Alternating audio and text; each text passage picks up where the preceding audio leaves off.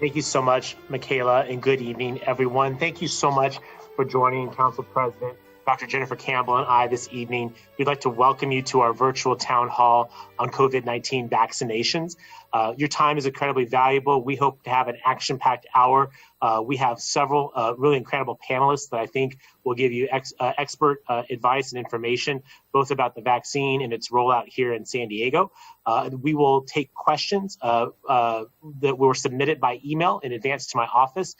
We got quite a few, and thankfully, many of them are really duplicative. So I think we can get to most of those. And if we're particularly efficient, we'll be able to take some questions from the chat. So look forward to making this a really valuable time this evening. I know many of you have had questions both about the safety and efficacy of the vaccine, as well as its distribution here in our city. So we hope to answer many of those questions for you this evening. I want to start with some introductory comments, acknowledging that this is this panel and the council president and I are working to navigate this massive, unprecedented process of inoculating our residents against the most devastating virus that we've seen in a very, very long time. As a result, of course, our economy is suffering. Our schools are closed. Thousands of San Diegans have become infected. More than 9,500 have been hospitalized, and nearly 2,600 have now died. Despite all this dire news, there is a glimmer of hope in that, of course, are the vaccines that have been rolling out since December.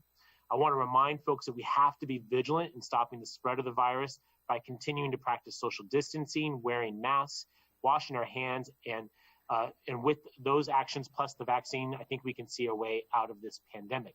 But of course, if too many folks choose not to get vaccinated, we will not be able to achieve the herd immunity that we need because it won't be strong enough to provide the protections that we collectively have to have.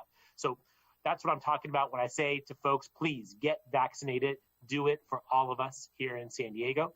The council president and I want to use our voices to express how critical it is to get vaccinated and to answer the questions you might have. Tonight, our experts will go over our regional vaccination plans, let you know the science behind the vaccine, and probably most importantly, assure you that it is safe and to encourage you to get vaccinated as soon as you are eligible. This is where I say, many of you message the office to say, you're ready, let's go. I want to get vaccinated. And I suspect our partners here at the county can help us fill in some of that information. Now, before I turn it over to the council president to introduce our first panelist, I just want to give you a quick update on what the city itself is doing with regard to the vaccination program here in San Diego. I'm proud to say that we're partnering with the County of San Diego, my friend Nick Macchione and Dr. Wilma Wooten. We are partners in this effort to vaccinate San Diegans. We have trained 75 of our city's paramedics and EMTs to administer vaccines. We have staff that have been at the Petco Park Super Station providing vaccinations. Our city personnel has directly administered over 20,000 shots as a part of our comprehensive efforts to vaccinate San Diegans, which now number more than 250,000 of our fellow neighbors have now received at least their first dose of the vaccine. I'm pleased to tell you that at my request, the city was recently authorized by the state of California to be direct recipients of the vaccines. To date, it's been the County of San Diego, along with our private sector healthcare partners and public sector healthcare partners that have received the vaccines. Late last week, the city was given authorization to start receiving doses ourselves, and we are anxiously awaiting our first shipment of those doses. We plan to be additive to the county's robust response in making sure that we do our part to help vaccinate more San Diegans as they become eligible. And so with that briefing and those introductory comments, I want to thank, again, our panelists. We have some real all-stars here who have been extremely busy on the front lines of the pandemic since it began practically a year ago today. They're giving us some of their valuable time to make sure that you have the information you need to protect yourself, your family, your neighbors, and ultimately our entire region. So with those comments, I want to remind all of our panelists, let's be expeditious because we want to get the information you have out, but we also want to answer questions and have this to be an interactive forum. So with that, I will turn it over to my co-host, our city council president. When you all in District 2 elected her, she ran on a platform of the doctor on call at City Hall. Could we have known it, how important and how lucky we'd be to have a physician here at City Hall helping to lead this effort. Council President Campbell, please take it away. Thank you, Mayor Gloria. And thank you to our esteemed panelists for joining us this evening for this town hall.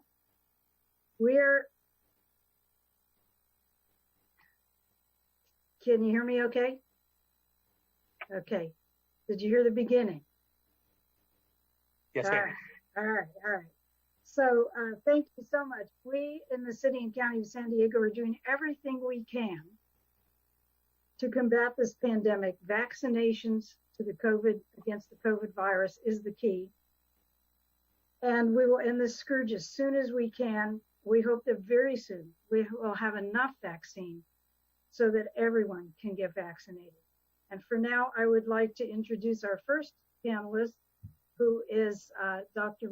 Nick Mascione, who is MD, who is the Director of Infectious Disease for our county and the Medical Director of our Health and Human Services.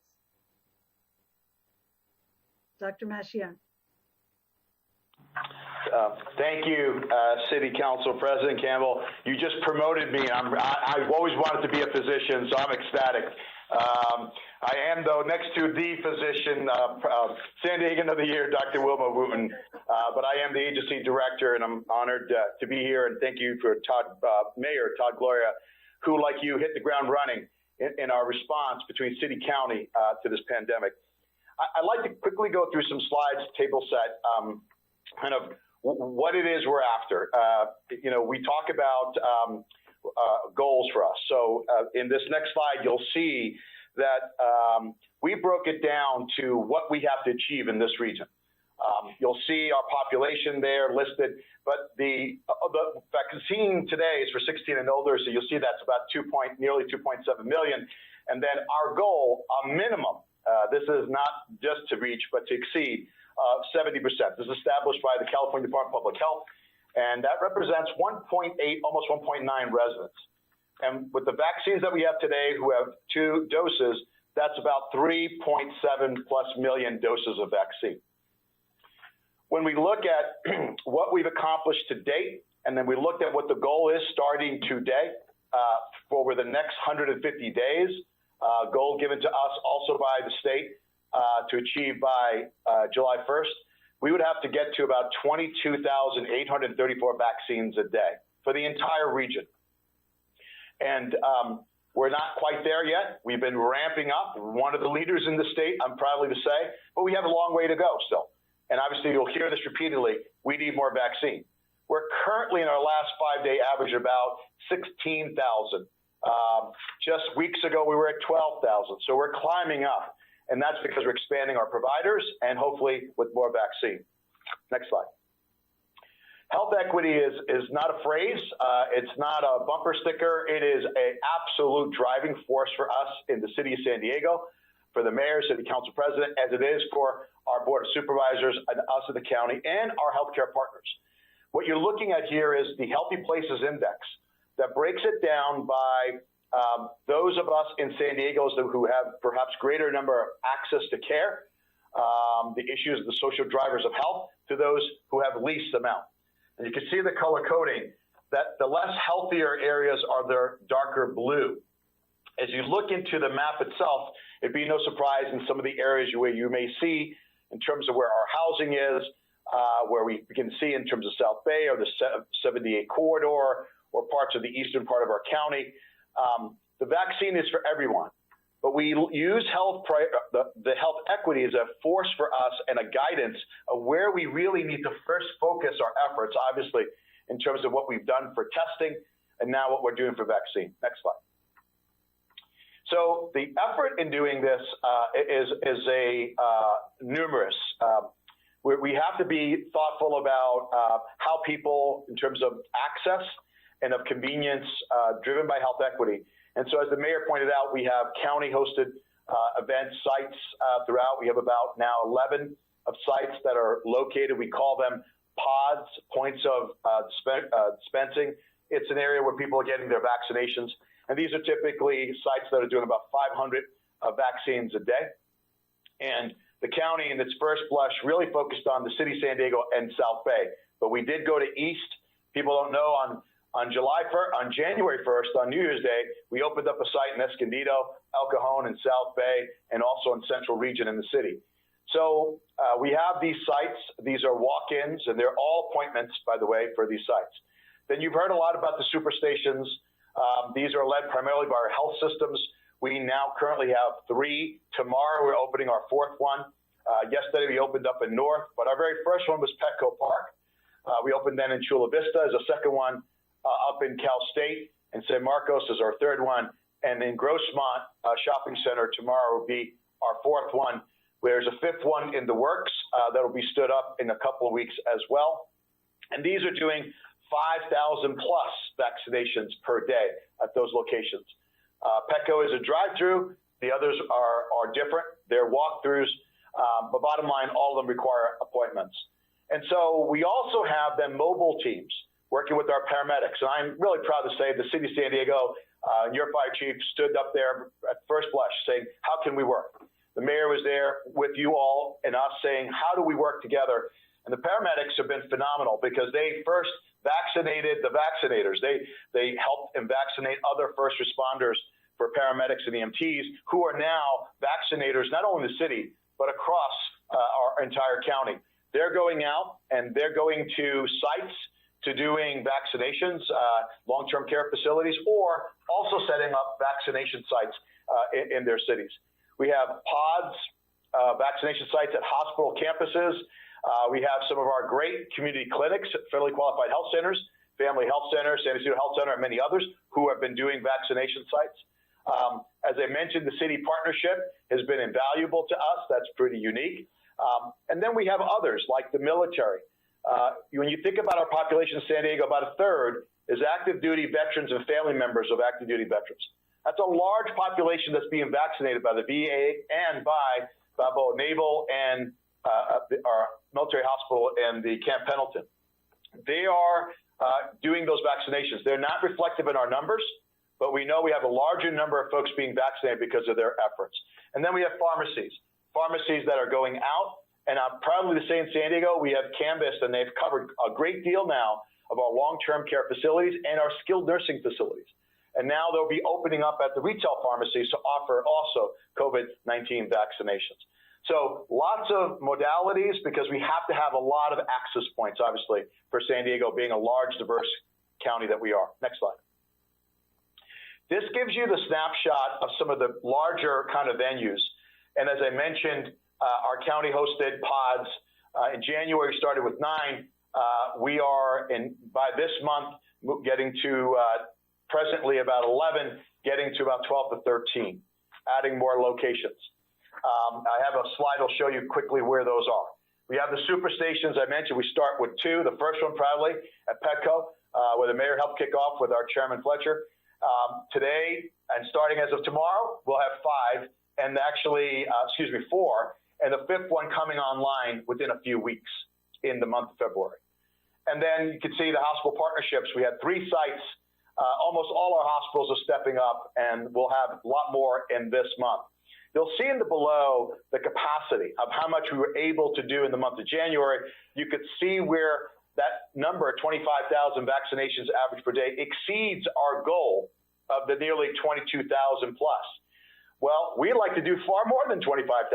Our whole goal is not to just achieve that, but to do far more because we like to end and get to that 70% well before July 1st. Again, assuming vaccines available for us. Next slide. So this is where we begin to map out. Actually, when you come to the county site, I know there's a lot of questions on making appointments, but you get to look at this site and it begins to overlay the Healthy Places Index, but more importantly, it overlays where the sites are, both the current and future sites coming online. And you can see those by the color-coded. Should be no surprise where the concentration of sites are is where the greatest impact has had in our county. And yet more sites will even be coming on. And we're really hoping to light up this county map with more sites. So again, making it much more available to all San Diegans. And then on to the far right, I should mention Kaiser Permanente is also doing vaccinations. They covered 620,000 members, San Diegans. And so they're a big partner in this effort. So we're looking to work with them as they expand. And you can see the other, as I mentioned, pharmacies and other groups that are stepping up, including we're proud to have tribal nations and the tribal health doing vaccinations as well. Next slide. So currently where we are is all phase, we call phase 1A. It's all healthcare workers. That also includes the EMTs and paramedics, long-term care facilities, skilled nursing facilities, and those 65 and older. We'll get into some of the questions. I know the state has opened it up to some other groups. We'll explain why we're not there yet, because we still have a way still to go in taking care of our elderly, our 65 and older, including those in healthcare. Next slide. And just looking ahead, and I think this will be coming into the questions, but I can't underscore enough, San Diego's leading in the state in the terms of the capacity, the amount we can do and where we can do it, but we need the vaccine. And I think you know there's a shortage going on nationally. Our state's doing the best that it can with our governor in giving vaccine, but we're asking to get it here in San Diego because we're getting it out as fast as we can receive. And I think that's a good sign of having that infrastructure. We're building up an army of vaccinators.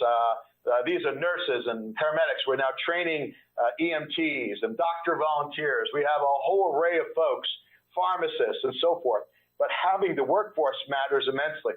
But that's the third point. You have to have a location, and it's not any location.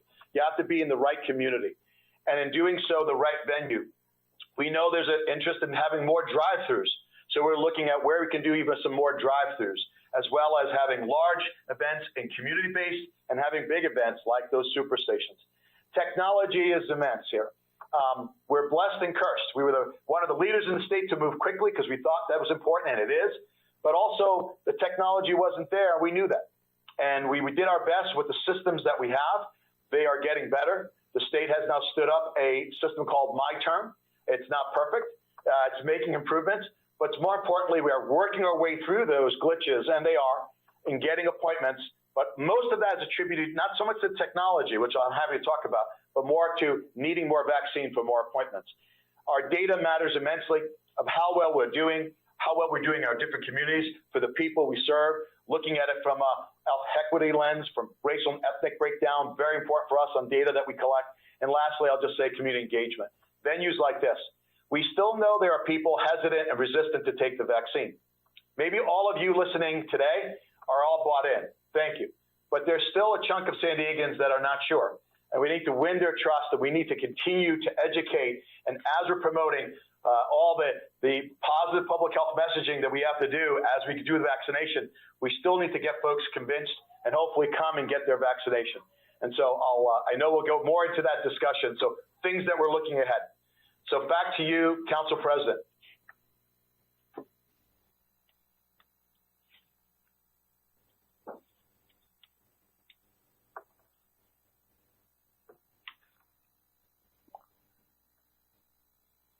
Council President, I can grab it right here if you don't mind.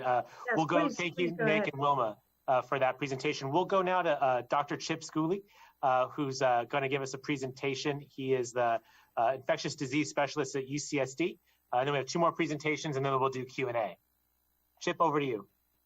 Thanks very much, Mayor Gloria. I'm going to spend just a few minutes talking about the science of vaccination and about the particular vaccines that we're currently working through. And I'm looking forward to your questions and answers. So I'm going to be try to be relatively brief so we can get to the questions and answers as we go. So let me share my screen and see if we're seeing the screen as we should be. All right. Are we seeing the screen or the presenter view? Seeing either. Okay. So I'm just going to talk about two topics. What's the theoretical construct behind vaccines? How do they work? What are we trying to do with them? And then I'll say a little bit about the vaccines that are currently available and on the horizon for this particular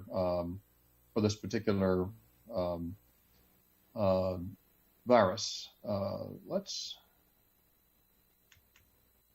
We're jumping through. Okay, so normally when we become infected, if you just look at this yellow line, this is a line, just theoretical construct about how much of a virus or germ we have. We have an incubation period from the time we are exposed to the time we begin to be able to detect the virus. Then a short time thereafter, our body detects the virus, and we begin to develop the kinds of symptoms that make us feel ill. After a bit of time, and this is really kind of our first responder and begins to keep the virus from growing as rapidly as it would like to, the most important part of our immune response is the so-called adaptive immune response. These are antibodies and killer T cells that you hear about. These are trained killers that are specific for the pathogens that we have to deal with. And the goal of vaccines is to change the battle from what we have the first time you see something, in which you have an initial response followed by an antibody response, which may only start a week or 10 days later, and gradually get control of the pathogen, to what we call a memory response, in which our immune response has already seen the pathogen and has a preview of what to do. And when that happens, our antibodies and our killer T cells get started much earlier, and they become much more pronounced.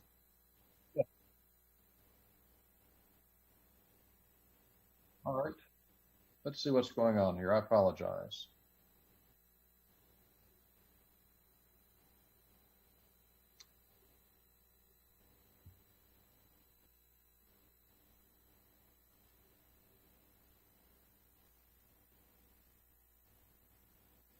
Yeah, let's go on your slide and get to the, I think we were on, let's go to slide 3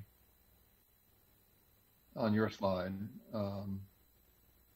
That's the last one.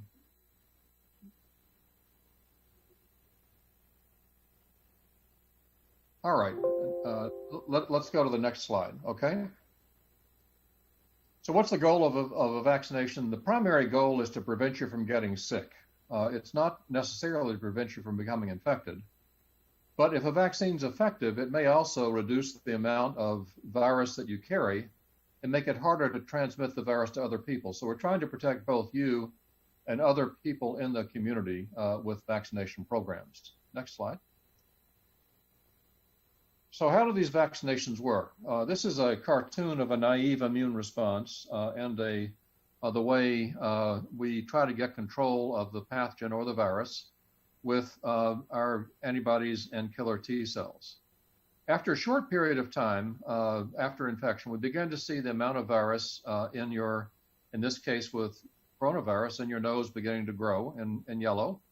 We then begin to get a primary immune response with interferons and other chemicals that are non-specific. And then the blue line, the most important one, is the one that shows the evolution of your antibody response and your killer T cells. But these are delayed for a week or 10 days.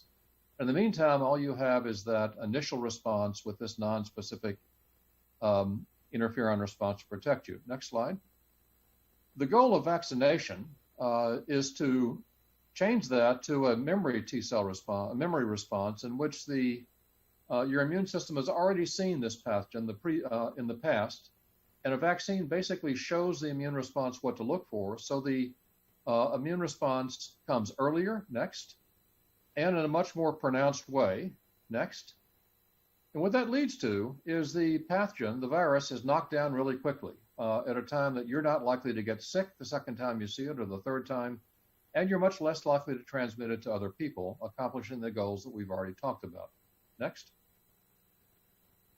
Now, the part of this particular virus that's really important is the viral spike protein. You can see it in this depiction of the virus as these blue and silver knobs on the top of the viral orb, hovering above the cell below.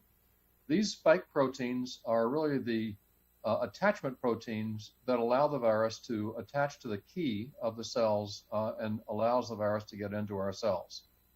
And the goal of our vaccines is to show your immune response what these spike proteins look like, so that when you actually are exposed to the real virus, you have a head start. Next. Now, what are the vaccine types that are out there? What do we know about them? Next. The two that are currently available are two vaccines that are both made with a new technology called messenger RNA. These two vaccines are called the Pfizer vaccine and the Moderna vaccine. Each of them has to be given in two separate injections, 3 or 4 weeks apart. And each of them are somewhat complicated to administer because you have to keep them very cold from the time they're manufactured until the time they get to the place where they're used. They are very innovative because what they basically are doing are tricking your own cells into making just a little bit of that spike protein I showed you. And your immune system is standing around looking at your cells all the time, trying to see if something is unusual about one of your cells, sees that spike protein, and then recognizes the next time you see it if you get exposed to the virus. These vaccines are highly effective, they're highly safe, and very well tolerated, as I'll show you in just a minute. Next. Now, the way we evaluate vaccines is we first do preclinical studies, and these are basically laboratory studies where we try to understand what parts of the virus are most vulnerable to our immune system. That's how we identify the spike protein, for example.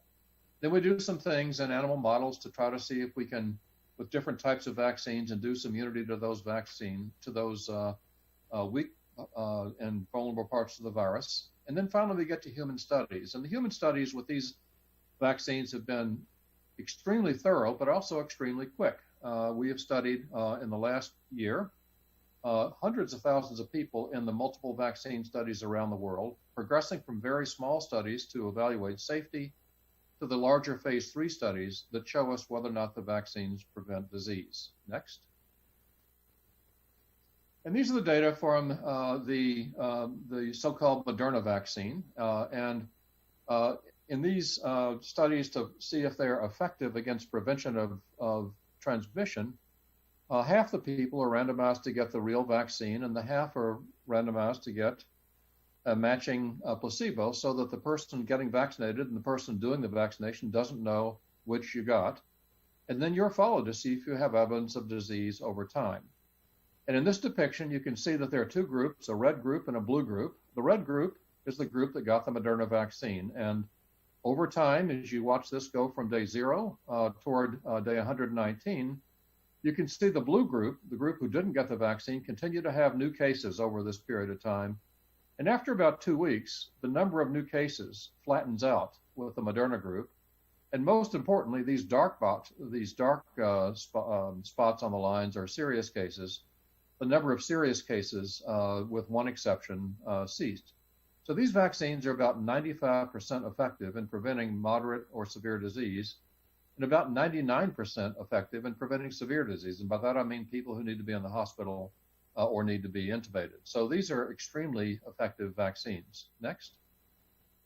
From the standpoint of safety, if you just look at the left side of this panel, these are essentially local symptoms at the site of injection. And the point I want to make is that most people will have a sore arm that is mildly or moderately sore that lasts for 2 to 3 days.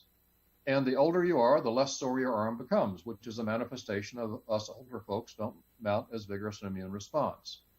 On the right side of the panel, you can see some of the systemic responses, fever and fatigue and so forth.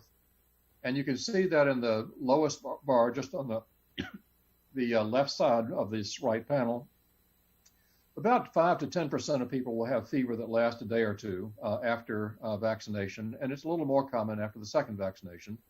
But in general, again, these vaccines are quite well tolerated. Next slide. Now, why do you need to be vaccinated? Obviously, we don't want people to get sick, and we don't want them to die. So as I said to begin, we're trying to prevent disease. Secondly, we want people to develop immunity so they can't pass it down to other people to get to this herd immunity we heard the mayor talk about earlier, and Mr. Machione, the 70% or more needed. And increasingly importantly, this virus is evolving in front of us as it infects more people, and it's becoming more and more varied. And the more we let that happen, the more we're going to have to chase it with new vaccines. So it's important from the standpoint of having these vaccines continue to be effective, that while we're waiting to be vaccinated, we double down and prevent transmission of the virus by wearing masks and doing all the things we've been doing, so we don't give this virus a free pass on the vaccines we have right now, which are extremely good. And I'll stop right there and hope we can get to some questions. I apologize for the slide difficulties. Thank you, Dr. Schooley. I'd like to introduce Dr. Tom Laurie, MD, Chief Medical Officer at Sharp Memorial Hospital now. Good evening. Thank you for having me. I will pose this question to Mayor Gloria, that if you want me to curtail my presentation, I'm happy to do so, and I can just give a 2-minute overview in the interest of time. I think that's perfect. I think we do have some questions for you. I'll avoid the presentation then and just say that when I was thinking about coming to this presentation, I thought about 2 things to try and convince people to get the vaccine. Not that we need to do that for the people here, but it's really 2 stories. One would be through not winding up in the ICU, and then the second way is so that you can protect those of us, my friends and family, my work family here in the hospital, who are being inundated with terribly sick individuals. The first is you don't want to wind up in the ICU, period. It involves ventilators and ECMO machines and dialysis machines and medicines to keep your blood pressure up and antibiotics and antivirals. And it's a terrible place to be. And some of these folks are being with us for weeks, if not months. And the recovery after that is long and arduous. So get the vaccine. Don't wind up in my ICU, please. Not because I don't want to take care of you. I will. We will all take care of you.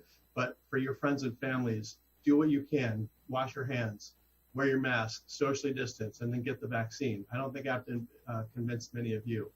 From my standpoint, we run it about across Sharp around our usual ICU census is maybe in the 60 to 70 range. For the last 7 months, we've been running our ICUs at nearly twice that. So we're around 140 patients across all ICU. That 140 level is what our normal ICU capacity is. So in the last 2 months, we've gone up another 50% above that. And this is not just Sharp, it's experiencing it. Scripps, Kaiser, Palomar, Tri-City, UCSD, everybody is going through the same thing. What you don't see, because we're so good at ramping up the surge capacity, is our ability to scale up. But we're riding just under with our current census what our surge capacity is. So just yesterday, we were basically at our capacity. We can probably scale up a smidge more, but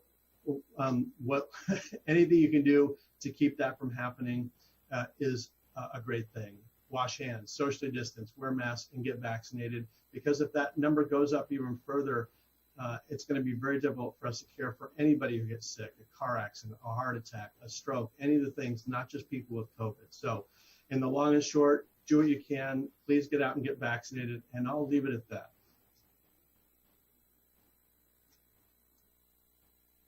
Thank you for your brevity, Doctor. I know you've been busy as well as your colleagues. We thank you for what you're doing. We'll go to our last panelist before going to questions, and that is someone who was introduced to me by a dear friend who's now become a friend, and that is Dr. Cheryl Anderson, who is the Dean of the Wertheim School of Public Health and Longevity Science at the University of California, San Diego. Dr. Anderson, thank you so much for being here. Please proceed. Thank you, Mayor Gloria, for having me, and good evening, everyone. It's really nice to be here with you. So the last few months have represented a really important milestone, right? We've been watching our frontline healthcare workers and other volunteers get their first doses, their second doses of the COVID vaccine. And after so many months of us being uncertain about what might come next, we can see a potential light at the end of the tunnel. As you've heard already through the presentations, the challenge really is how do we keep ourselves safe until enough of us have been inoculated and possess protective immunity. And so I just want to maybe speak a little bit to hesitancy around getting the vaccine to build on what Dr. Laurie said. So, some of you may be thinking, wow, Operation Warp Speed, right? If it sounds too good to be true, it probably is too good to be true. And I want to emphasize that, given what Dr. Scully covered earlier, we have reasonable assurance that the vaccines are safe. The systems that we use in this country to ensure vaccine safety have all been done routinely. The process, the mRNA vaccine process, is not one that just happened during the time of COVID-19. This is a process that has been tested now for decades, and we were well positioned to utilize it for the COVID-19 vaccine, and thus we're able to move quite quickly around the world to now be able to offer this. I also want to, touch on the fact that the things that I bring with me on my Zoom background here can't be said enough. And the big P word hasn't been maybe used enough here today. And that P word is prevention. right? So we, of course, would like for people to get vaccinated. If there's some hesitancy about being vaccinated, let's have a conversation. Let's talk about what some of those issues might be. Are the issues around safety? Are the issues around trust? Are the issues around, access? And while some people, may have come to this town hall tonight to learn all about how they can get access to the vaccine, how quickly they can get it, et cetera, others of you may have shown up because you are very concerned that this vaccine might confer some collateral damage for you. And so we'll answer any questions that you might have about that during the Q&A. But even after you get your vaccine, for those of you who are still motivated, and of course, as you heard from our county offices, we are working extremely hard to increase the rate at which the vaccines get delivered in this county. So even after you get your vaccine, please don't take a snapshot of my face so much as a snapshot of the things on the screen, just to remind us all that prevention is going to be key, preventing yourself from potentially picking up the vaccine, even if you'll get less severe disease, preventing yourself from inadvertently giving it to someone else if you're asymptomatic or if you have very minor symptoms, and let's keep everybody safe. Thank you, Dr. Anderson, and thank you to all of our panelists. Let's transition now to the questions that were sent to my office in advance. If we're relatively efficient, we can get to some of the questions that have been placed in the chat. And feel free to place questions you may have in the chat. My team and I will do our best, along with the Council President, to write up the questions that we get to tonight and the ones we can't get to, and transmit them out afterward, just to make sure that we're being as responsive as possible. I think this is really an important time to build trust with the public, which is why we're here tonight. If we can dive in, I think the first question came from, again, a lot of these questions are duplicative. We got a lot of questions. Many of them are similar, and that's great because we can knock out a bunch relatively efficiently. The first was about the safety of vaccinations. I feel like all of the doctors here really addressed the safety concerns. I just maybe a yes or no question. Would Tom, Cheryl, Chip, Dr. Wooten, all of you are in favor, if you're eligible, get the vaccination. Is that fair to say? Yes to all? Thumbs up? Yeses? Yes, absolutely. Dr. Wooten is saying yes. Okay. Yeah, there was a number of questions. Is it safe? We've heard different things, but you all went to medical school. I did not. I really encourage San Diegans, take it from the doctors, not from your uncle on Facebook, all right? Get the vaccination when it's your time. Council President Campbell, I know you had a question about vaccines and their ability to prevent infection. Do you want to ask that question? Sure. I have a couple of questions here from the public that we put together. As you mentioned, a lot were the same questions. So the question was, does the vaccine prevent us from getting COVID-19 after we get the vaccine? Does it prevent us from transmitting the disease to others if we're a non-symptomatic carrier? Is there such a thing? And do we have to continue wearing our masks and social distancing? Perhaps Dr. Wooten would like to answer that. So I'll start out with the last question. Do we have to continue to wear our masks? And the answer is absolutely yes, we do. Number one, with the first vaccination, it's about 50% each effective. And then after the second, it's 95 and 94.5% effective, respectively, for Pfizer and Moderna. And it takes 2 weeks for the vaccine to become effective. So you still need to wear your mask, and we don't yet have herd immunity. So that's another reason to continue to wear your mask.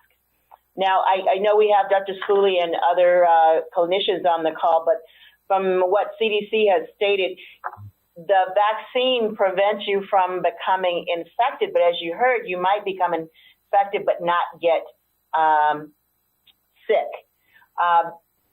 Transmitting the virus, because you could be an asymptomatic carrier, the news is out about that. The jury is out about whether this can be prevented. And what we've been told is that additional clinical trials will be conducted to focus on that particular component. Thank you. Thank you so much. I had one more question from a bunch of people. We received a number of questions from caregivers who have elderly patients or patients who are not able to physically leave their home but still live at home. And they want to know if there is a way for them to get the vaccine. And Dr. Nick, can you answer that one? Yeah, thank you, Council President. And that's why we're trying to focus right now on the 65 and older. To the point, the question raised or the comment, how do you get to a site if you're homebound? We are been working with our in-home support program, our folks that have medical conditions that don't allow them. That's been the priority right now. But there's some that may not be part of that program for whatever reason, have a medical condition. What we immediately tell folks is to make sure, one, that they are talking with their medical provider. A lot of the medical providers don't have vaccine, and so we're not asking them to bombard them with that, because we are trying to get more vaccine so we can give it to medical offices. We know that folks do make it often to their physician's office for their checkups and so forth, and that might be an easier way to get the vaccine. And that's why we're trying to get more vaccine so we can try to get it out and get it to the medical group practices, the physician offices, where that rendering of that care and vaccine would be much more, I think, conducive to folks that have a more challenging time to getting to, for example, at a superstation or one of the walk-in sites. Thank you, Nick. A question of, we just heard Dr. Wooten talk about the need to continue to wear face masks, a very common question we got today. Do we need to wear double masks in order to prevent or reduce the spread of COVID-19? Tom, Cheryl, Dr. Wooten, what are your thoughts on double masking? Well, I personally agree with Dr. Fauci, and as more research and science comes out, either a double or tripled layered mask certainly decreases the risk of contracting the illness. So, and now with the doubling of the mask, if you use an inside like a regular surgical mask, and then use one of the cloth masks over that, and it's being recommended, and it just increases it decreases one's risk of transmission or getting the virus if you are exposed to someone who's positive. Dr. Anderson, Dr. Laurie, you maybe I'll just add one thing here is the proper wearing of masks, whether you're wearing a single mask or 4 of them, complete coverage of the nose and mouth. You see many people, their masks are on their chins, or, it's hanging off the side, or maybe it's in a pocket. And when in the presence of non-family members, meaning people that you live with, it's really important to cover those portals of entry and exit where you may be getting disease from yourself out to someone else, or someone else sending it over to you. Tom, any thoughts on that? Being on the front line? Yep, same idea. I think wear the mask. A mask is better than no mask, and as Dr. Wooten said, perhaps the cloth mask over a simple mask is better. We'll know in the next few weeks, I suspect, as we get more information. Hopefully Dr. Fauci will inform us all, and Dr. Wooten will inform us all, and we'll know a bit more. I'm not a medical doctor. I know the mask belongs to your face. But you know where I know it doesn't belong? On the sidewalk, in the gutter, in the street. Please, for God's sakes, pick them up, put them in the garbage when you're done. Do not litter our city with them. I've seen way too much of that, and I appreciate the social conscience about wearing one. I want you to also have social conscience for the environment, dispose of them properly. A lot of questions, and I don't know who's the best to grab this one, around pre-existing conditions. There's a recognition from a lot of folks who messaged saying we recognize the need to prioritize senior citizens, but what about those who have pre-existing conditions? Can someone talk to when those folks may be accommodated, or do you think we'll stay on an age basis? A lot of questions in this regard, and that's from Robert and Kathy and Michael and Mary Carol, and there's a whole lot of folks here. I want to make sure they knew they got their question asked. I'd like to start out with that question. Of the individuals that have died, 97% have had underlying medical conditions. And the top medical conditions include hypertension, diabetes, and heart disease. So any individual 65 and over, the majority of them have some type of underlying medical condition. Certainly hypertension is at the top of the list. So that's why the CDC started out in the state recommending 75 and over, and then 65 and over, because that age range has the greatest risk of complications due to underlying medical conditions. So it's inherent in the age risk factor prioritization. What about for those who have a pre-existing condition like hypertension but are less than 65? Do you anticipate accommodating them, or do you think it'll continue down on an age basis? Actually, it will continue. After we go through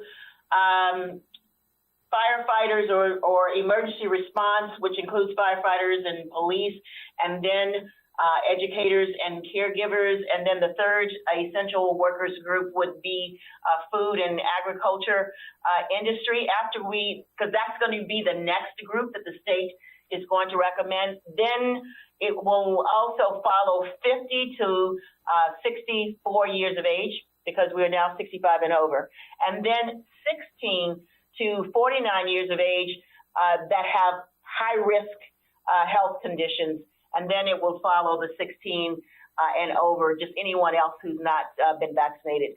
So that is the state's recommendation that they will be proposing. So you're telling us that the next in line would be those series of occupations you just mentioned, but there won't be a tier just for people with certain pre-existing conditions. No, it will be an age that have high risk conditions, and then the age without high risk conditions. Again, it's going to be the 16 years of age to 49 years of age after the 50 to 64 years of age. Yeah. And okay, I'm hearing you loud and clear. I think there's probably a lot of folks who don't like that answer, but we recognize you're just the messenger. You're not the one who decides this. And I do think there is value in some level of consistency. I am a little troubled by the number of folks who are looking to skip the line. There are a lot of questions about skipping the line. For Robert and some of the others who asked that question, I refer you to, I think it was either this morning or yesterday's newspaper discussing that process and how that's happening. Can we talk about allergies? There are a number of people referencing concerns about allergies, a whole host of different conditions, asthma, allergy to penicillin, et cetera. Does any of the physicians here have a recommendation for San Diegans who have significant allergies and the vaccine? Any thoughts on that? Part of this came from the experience in the UK when the vaccines were first rolling out, and they had a couple of people who had what are called anaphylactic reactions or fainting reactions that turned out to be people who had allergies. They were treated with, they happened to be carrying EpiPens themselves, and they were treated with the EpiPens and did fine. And this is why we recommend that all people who get vaccinated hang around 15 minutes and be observed so we can deal with that. We're prepared for that at all the vaccination sites, and it's not a reason not to be vaccinated. And certainly somebody with asthma would be someone who would be at increased risk if they got COVID. So we wouldn't be opting out for those reasons. These are very rare events, but the vaccine centers are set up to take care of them. And like Dr. Cooley says, it's why we're watching people afterwards. Sorry, Dr. Wooten, to jump in here. I have allergies and asthma myself. I don't have an anaphylactic reaction. I don't carry an EpiPen. So I've gotten the vaccine without any troubles. I'll tell you, the reason I tell you that is not anecdotally, but because I wasn't concerned at all. There are people who carry EpiPens, and don't think we've seen many at Sharp, but we're all capable of handling those reactions. It's why we watch people for 15 to 20 minutes after the shots.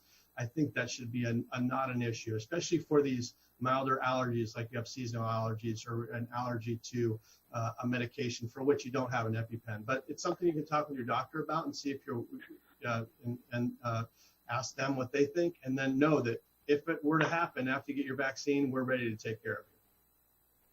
That's really helpful news, Chip and Tom. Thank you for sharing that. That's for Lourdes, Mary, and Jeff, all of whom asked the questions about various iterations of allergies and whatnot. And I heard loud and clear, still, you recommend get the vaccination. There's protocols in place to protect you. And there's little evidence to suggest that that's going to be a reason to not proceed. But of course, contact your physician if you want to discuss that further. Nick, there are a lot of sort of processy questions about the vaccines. A lot of questions from folks who've received the first dose, but not the second dose, and they're concerned about being able to get an appointment for the second vaccine. I'm assuming these are at county vaccination centers.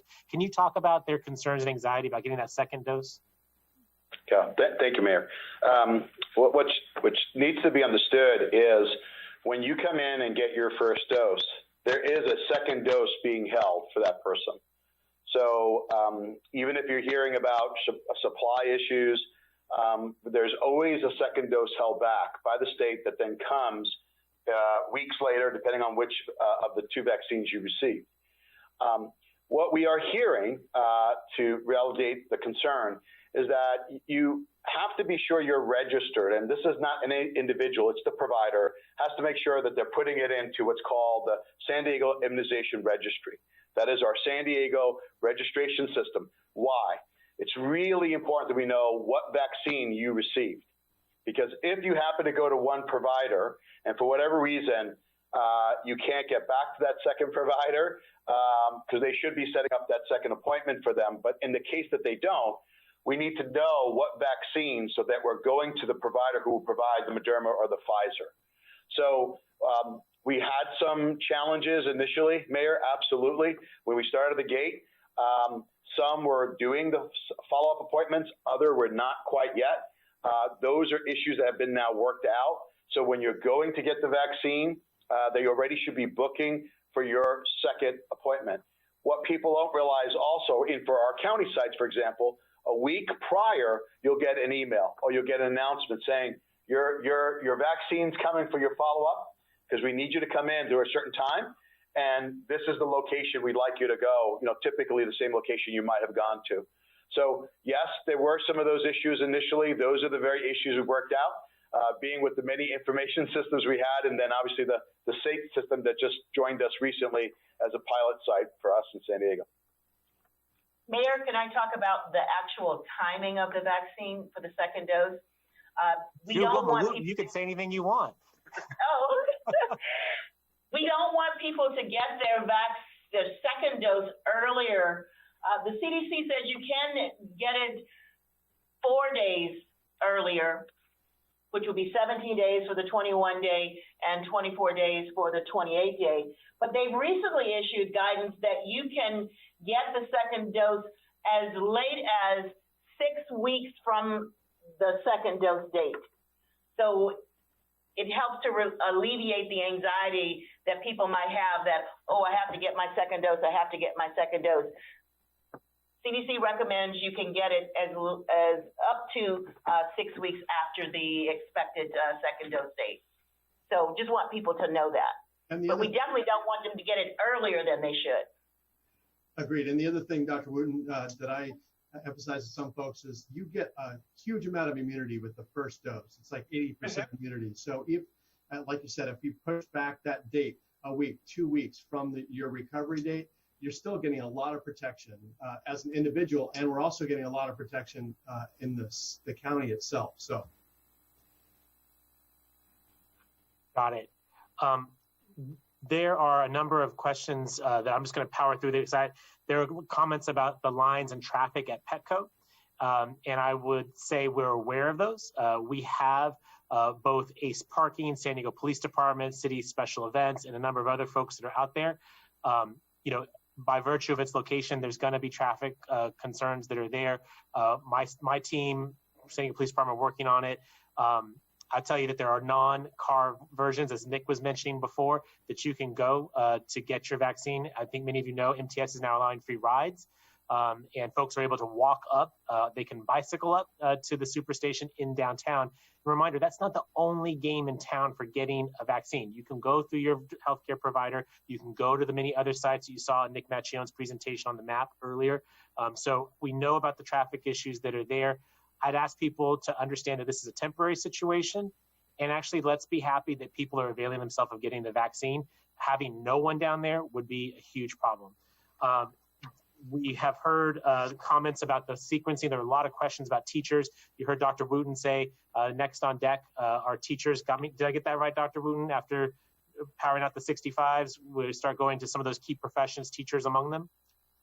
Yes, teacher would be the second group. It depends on how much vaccine we have available. If we had enough vaccine available, we could open up all three of those categories, but it will depend. But we want to start with the law enforcement, emergency services, then teachers, then food and agriculture industry.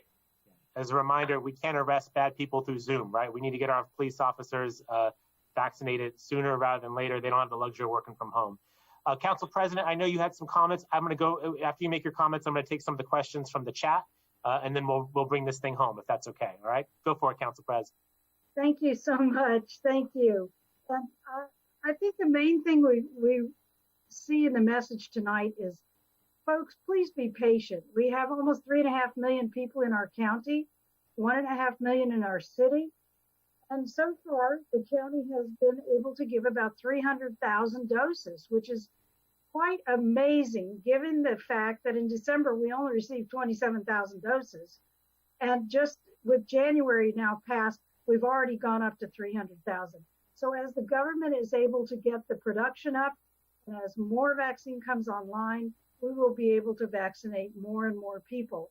And I want to give you a little bit of my experience with vaccines. I've been a family doctor for 40 years, and I went to medical school at the University of Pittsburgh, right across the street from where Jonas Salk, in the virus lab, discovered and invented polio vaccine. That was in 1954, 20 years before I started med school there. Polio is now almost completely eradicated from the earth, and that's thanks to this vaccine and everyone using it. But polio virus is still around in the atmosphere, in the water, etc. And so we have to maintain our vaccinations against it. I was 9 years old when polio vaccine was invented, and some of my classmates had died from polio. 3 out of every 10 children who were infected with polio died. 30% of adults infected with polio died from it. Those who didn't die were usually left paralyzed. And the most famous person who was paralyzed by polio was Franklin Roosevelt, president. He became a polio victim at age 39 prior to being president, and his legs were paralyzed from it. The nation mobilized against polio, just as we're trying to mobilize now against COVID. They started the March of Dimes, which you've probably heard of, and just by donating 1 dime at a time over a couple of decades, they raised enough money for Dr. Salk to invent this vaccine. In 1954, when I was a kid in Colorado, we all lined up outside our elementary school because they had millions of vaccines ready for us to go. And we lined up, we got outside, and pretty soon the entire country was vaccinated. And I know that's going to happen here for us now. We just have to be a little bit patient. More vaccines are coming online. We'll get more in the county, and we're going to be okay. We have defeated many, many infectious diseases through the last 120 years through vaccines, and now we're coming up with new scientific ways to invent vaccines, and new scientific discoveries, and we can make them so much faster than the 20 years it took Dr. Trump. And so I urge you to be patient and know that with the help of all the scientists, doctors, healthcare workers, volunteers, I'm confident we can get this done. So let's make sure that everyone gets their vaccine to the coronavirus. We will be able to have herd immunity, which is especially good if 95% of us have been vaccinated. So remember that. Everybody needs to try and get this vaccine. It won't hurt you. It'll help you. It'll save your life. It'll save other people's lives. Thank you so much. Thank you, Dr. Jen. A question from the chat was, why would we even consider the Johnson & Johnson vaccination when effectiveness is much lower than the Moderna and Pfizer? I don't know which physician wants to grab that one. Chip, Dr. Anderson? I'll start. When the FDA issued the challenge for manufacturers to develop a vaccine for COVID-19, they asked for a vaccine that was at least 50% the 63%. Johnson & Johnson is supposed to be 63% effective overall, but I read that it was 85% effective against the South African strain. Again, that's what I read. So I don't know if there's comments from others on the panel, but 60% is not bad. Keep in mind that most of our flu vaccines are anywhere between 40 and 60% effective. I think we have to remember that even though you might still get infected with the disease, all of the vaccine data has shown so far that it keeps people from dying. To my knowledge, nobody has died after they gotten the vaccine. And to that point, nobody's required an ICU stay. So it's effective at preventing exactly what you don't want to have happen. Not that you wouldn't get infected with COVID, but you're not going to wind up in the ICU or die from it. Yes. We're coming up on the hour. Just the last kind of general, well, there's one quick question we have. Is it possible for employers to require proof of vaccination as a condition of employment? Anyone know what the answer to that is? I don't know.